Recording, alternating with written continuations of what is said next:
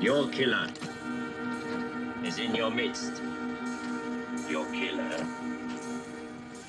is one of you. Derrière Chapeau melon et bottes de cuir, il y a des acteurs bien sûr, mais il y a surtout un homme, Brian Clemens, qui était scénariste et producteur, mais surtout chef d'orchestre de la série.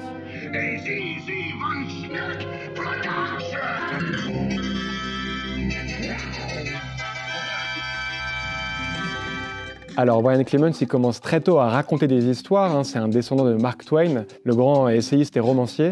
Et c'est quelqu'un, Brian Clemens, qui va presque devenir détective privé, mais qui va finalement travailler pour une boîte de publicité, avant de travailler pour la BBC et de commencer à écrire ses premiers scénarios. Sur Chapeau melon et bottes de cuir, c'est lui en fait qui va déplacer la série d'un territoire qui est un peu sur le polar et l'espionnage vers la science-fiction, l'horreur et la fantasy.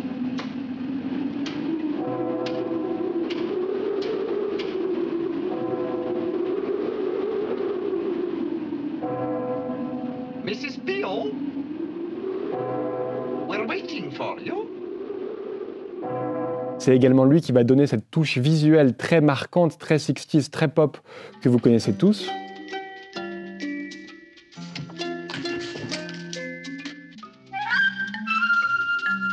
Et Brian Clemens, sur cette série, il disait vouloir construire un univers non réaliste, vraiment une sorte de conte de fées à la britannique, où on ne parlerait pas des problèmes sociaux, des problèmes raciaux, des problèmes de drogue, mais on recréerait un univers à part entière.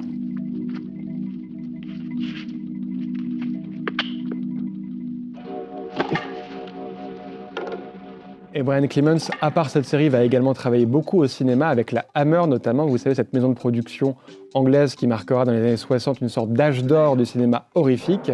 Brian Clemens travaillera notamment sur le script de Dr. Jekyll et Sister Hyde, et il faut savoir qu'il a également travaillé sur une autre série culte en Angleterre, qui n'est pas très connue en France, qui s'appelle Angoisse, thriller en anglais, qui est une série tournée en vidéo en 76. L'image est un petit peu plate et un petit peu lisse, mais le scénario horrifique est connu comme l'un des meilleurs exemples de ce qui pouvait s'écrire dans l'Angleterre de l'époque.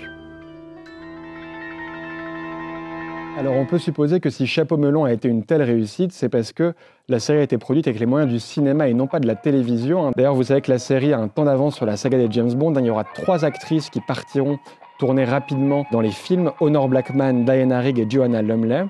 Et il faut savoir également que le film L'homme au pistolet d'or est vaguement inspiré d'un épisode de Chapeau melon et bottes de cuir. Quelques mots aussi sur les réalisateurs de la série. Beaucoup iront tourner donc pour la Hammer, ce studio anglais, mais également pour la série Amicalement Vôtre, qui est un petit peu l'autre chef-d'œuvre de la série britannique de l'époque. On peut citer Roy Ward Baker, qui est un ancien assistant de Hitchcock et qui va réaliser en 1958 un film sur le Titanic. Ce sera le film le plus connu sur le Titanic jusqu'au film de James Cameron avec Leonardo DiCaprio et Kate Winslet. Et on peut également citer parmi les réalisateurs Charles Crichton, qui est une sorte de vieux routier du cinéma britannique, qui réalisera lui en fin de carrière un film très connu, une comédie très connue, qui s'appelle Un poisson nommé Vanda. Hello? John, darling, it's Emma. Hmm? Oh, Mrs. Don't be silly, darling, your wife. How's my little Johnsy onesie? Johnsy Onesie's fine.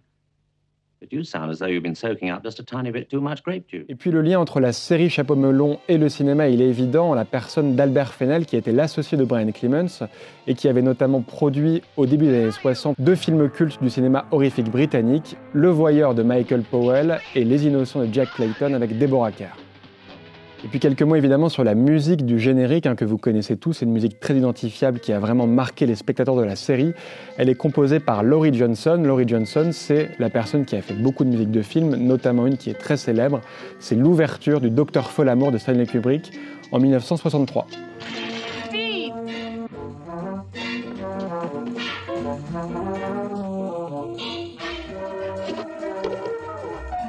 No!